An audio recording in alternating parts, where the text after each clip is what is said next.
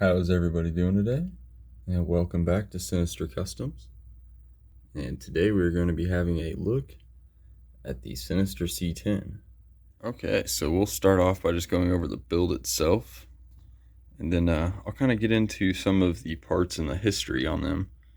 And kind of my history in the SCX-24s. So normally I run the scramblers on it with the dualies in the rear. They are just stock C10 wheels. The dualies are of course glued together just using your good old super glue. And yeah, so those are the wheels I normally run. The cage is from the Metal Racer from Walmart, the little $15 RC. Just took all the panels off, did some trimming on it, and then cut up my C10 body and fitted that over it. Some better looks there. And that is one of the Mofo Lone Stars. It is being used as a spare because unfortunately I dropped Betty and broke one of them. So, I mean, they're pretty durable. It's just when you drop something that weighs 400 and some odd grams and it lands right on that 3D printed wheel, it's not going to hold up too well. So now the other three are getting used as spare tires, which work great. But yeah, running the double barrel shocks, they are just the Amazon ones that thread into your factory shocks. Those are the factory Gladiator wheels and tires. I believe that's an Eco Servo. Get that open. Eco, Echo, whatever servo that is. And then this is just some Amazon ESC. And a Dynamite 390 motor, 25T I believe. And that is on a Fury Tech. It bolts right up to the Fury Tech brushless mount. And I believe it uses, oh no, I believe it's a 2mm shaft. So you'll need to get a different pinion gear with a 2mm shaft. I believe Mofo RC has all that. Some Amazon, I believe, steering links. So that is an HR aluminum. Well, I think Endura. I think pretty much all the brands now have them. Just that Endura cage, the very first one that came out, or HR cage that came out. Just cut the top off of it, and yeah, that's pretty much the setup. Running a factory V1 as the receiver. And yeah, just cut up trays and move them around. So that's my body mount right there. Just Velcros right up there.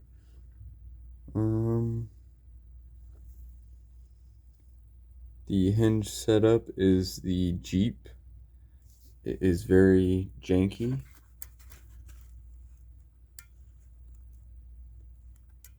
But it works. I believe so. A aluminum skid plate, probably Amazon.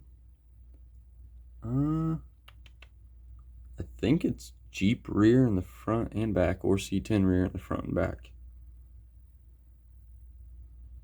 Aluminum diff cover off one of my Amazon housings. Some brass knuckles. Oh, it does have the 4mm extended axle shafts in it. But yeah, I think that's it for the build itself. Of course, all the stickers. Gotta have the stickers. Yeah, so on to kind of where I got some of these parts and how I obtained them, and the start into my SCX-24 addiction.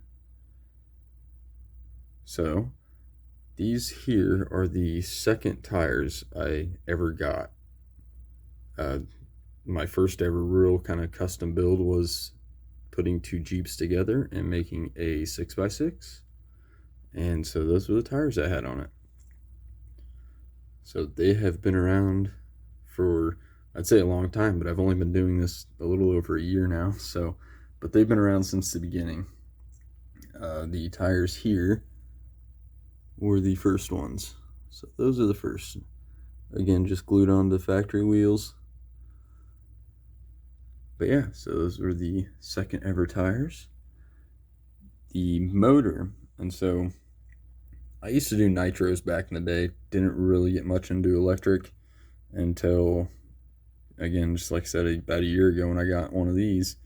And so I had no clue what I was doing, like motor sizes, all that stuff. You know, I knew CCs, I didn't know KVs and case sizes and all that. And so I just looked up on Amazon. Everybody's talking about the barrage motor. So I looked it up on Amazon, and that's what popped up. So I got it. It is not the barrage motor, but yeah, needless to say, so it sat around for quite a while because I didn't, you know, I was like, surely this ain't gonna work, but eventually I made it work, and it wasn't that hard. That's just a Fury Tech brushless mount, bolts right up.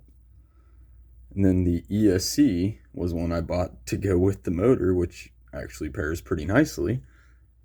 But again, at the time I looked at it and was like, that's way too big to fit into one of these. And so it sat alongside that motor for quite some time till I figured out a way to use it all. The shocks were my first shock upgrade that I'd ever gotten. And same with the chassis. It was my first frame or chassis upgrade I'd ever gotten.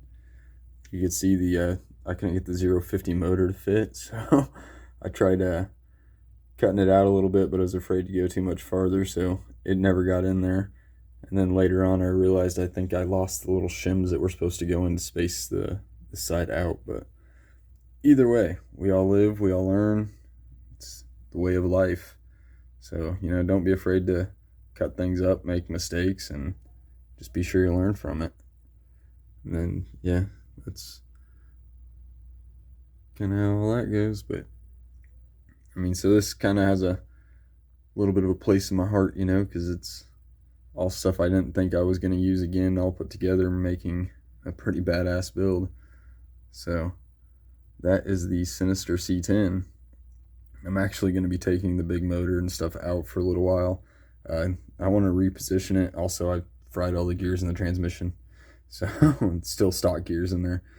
So I'm going to reposition the motor and put it forward. But before that, we have a spring get together for our local RC club, and I want to bring some of these out and let some of the kids drive them. And I don't have many that are kid capable on a small course, so yeah, I will be making this one a little more kid friendly and putting a smaller motor in it for now. And but yeah, the big one's going back in it, but facing the other way. So stay tuned for that, and it should be an awesome crawler then. Just a little bit of weight distribution. But yeah, thanks for watching, guys. Have a good day.